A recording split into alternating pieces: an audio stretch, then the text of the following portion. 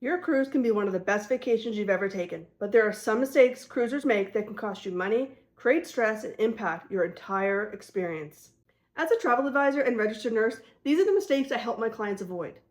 By the end of this video, you'll know exactly what to do on your first cruise to avoid these mistakes. Let's talk about it. Mistake number one is one I see people make before they even step on board. A lot of people assume that waiting until the last minute you get the best price. Well, sometimes that's true. It's not always the best option because that lower price might come with some compromises. You may have fewer sailing dates and you may not get the cabin you actually want. And this is where it gets a little bit tricky. When it comes to cabins, you may be left choosing what I like to call the leftovers. These are cabins that other guests didn't select, and there's usually a reason for that. They may be located below busy areas like the pool deck or buffet. They may have an obstructed view, or they may simply not be in the location you would have chosen yourself. So with this, the cheaper cabin doesn't always give you the best experience. Spending a little bit more may actually give you a better cruise experience. And this leads me into mistake number two, choosing the wrong cabin location.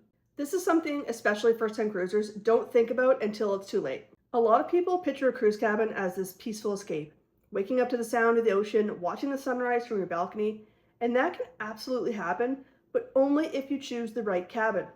For example, booking directly underneath the pool deck might seem like a great location, but here is the catch.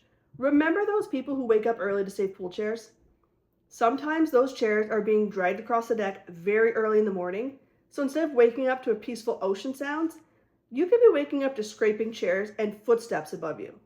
You also want to be careful with cabins near theaters, nightclubs, elevators, and other high traffic areas. When choosing your cabin, think about what matters most to you. If you want less movement, look at a midship cabin. Do you want quiet? Make sure you know what is above and below your cabin. Now this leads me into the next mistake. It's packing. A lot of people think that packing for a cruise is no different than packing for an all-inclusive, and they are dead wrong. Cruise cabins are comfortable, but they are not huge. Storage space is limited. You'll usually have some shelves, some drawers, and some hanging space, but you want to be intentional with what you bring. One thing I always recommend is magnetic hooks. Cruise cabin walls are metal, even the ceiling, so these are great for hanging hats, small bags, swimsuits, or things you need easy access to. Another helpful item is an over-the-door toiletry organizer. The bathrooms are small, so this helps keep things organized. And here's a little pro tip. I always pack an old loyalty card because a lot of ships use a key slot to activate your lights and your air conditioning. When I leave the cabin, I put that old loyalty card in the slot so my air conditioning keeps running while I'm gone, so I come back to a comfortable cabin. And this next mistake is something I see almost all first-time cruisers make, and it's completely avoidable, but if you get it wrong, it can actually derail the first couple hours on board. So let's talk about it. Not packing a carry-on bag on embarkation day. This is one of the biggest rookie mistakes I see people make. Your checked bags don't magically arrive at your cabin as soon as you get on board, and most times your cabin is not even ready. So you need to make sure that you bring what you need for embarkation day for the first few hours on board the ship. That means you have to have a carry-on bag that's going to have your boarding pass, your passport, your medications, electronics, anything you're going to need for the first couple hours on board the ship, you need to have in that bag with you on embarkation day. And please, please, please do not pack your passport or your medications in your checked luggage. It won't be there until hours after you get on board, and God forbid it is lost. You will not have access to these items. Put it in your carry-on bag. Trust me, the last thing you want to do is start your vacation stressed because something you actually really need is in your checked luggage and you have no access to it. Now, cruise dining has its own set of rules, and this is specifically important if there's a special restaurant or a dining time that you really want. Some cruise lines allow you to make reservations before boarding, but even then, you may not always get the exact time or the restaurant that you want. If you're planning your first cruise and want help choosing your cabin, itinerary, or the ship, click the first clickable link in the description below to connect with me. My advice, don't wait until day 2 or 3 to make your dining reservations. If there's a special restaurant or a time you want, make that a priority as soon as you get on board the ship. Now, keeping with dining, there is a new rule that has been implemented that first-time cruisers and even some seasoned cruisers may not know about.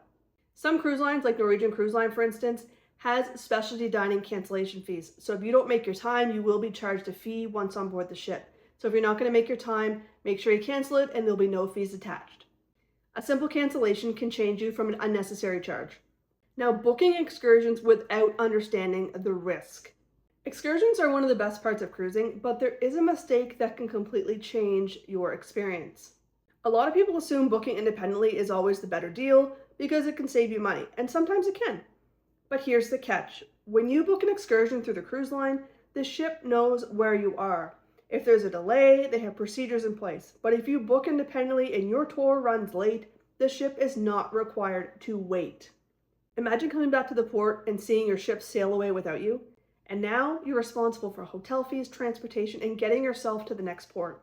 This is why I always tell my clients, don't just look at the price. Look at the time, distance, and reliability of the company you're booking with. Know the risk. Now here's a question I get almost daily from clients and other cruisers. Should you buy the drink package?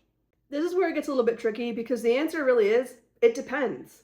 One mistake I see people make is buying the drink package because they feel like they have to maximize the value. But the goal isn't to drink enough to break even. The goal is choosing the option that actually matches how you vacation. What I recommend is looking at your actual habits. How many drinks would you realistically have each day? Then compare that cost. Many cruise drinks can easily be around $15 each. So do the math before you automatically purchase a package. The same thing applies to Wi-Fi. Not all Wi-Fi packages on every cruise line are created equal. Some include unlimited access and some have limits. And some have different speeds depending on what you need it for. If you need Wi-Fi for work to stay connected, make sure you understand the Wi-Fi package you're purchasing before you get on board. Now, this is something I don't think people talk enough about, is your cruise line app. This is your information hub for your cruise. It's going to include your boarding passes, which I do suggest having a hard copy for embarkation day. That is a pro tip. It's going to have your deck plans, your dining reservations, your nightly show schedules. Download it before you leave home so you have access to your boarding pass on embarkation day. You don't want to be trying to figure this out once you get on board the ship. Now, this is something we really got to talk about. Flying in the day of your cruise. This is probably one of the top 3 mistakes I see cruisers make all the time. Technically, yes, you can fly in the day of your cruise, but here's the catch.